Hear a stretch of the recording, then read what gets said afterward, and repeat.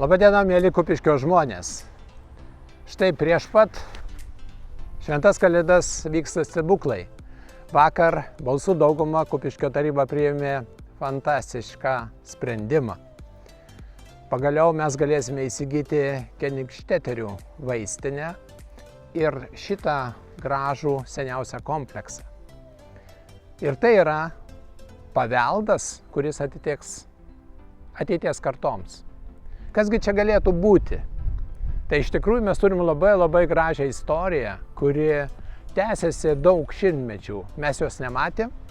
Čia yra galimybė ją atidengti ir ją pristatyti jaunimui, turistams ir mums visiems miestiečiams.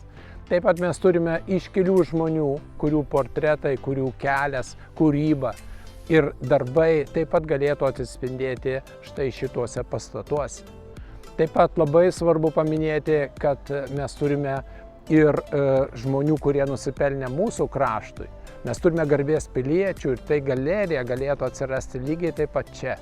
Ir štai nuostabios erdvės, kurias mes matome aplinkui, galėtų tarnauti ir edukacijoms, vaikų įvairiausiams pomėgiams ir taip pat labai svarbu paminėti poezijos arba muzikos vakarams.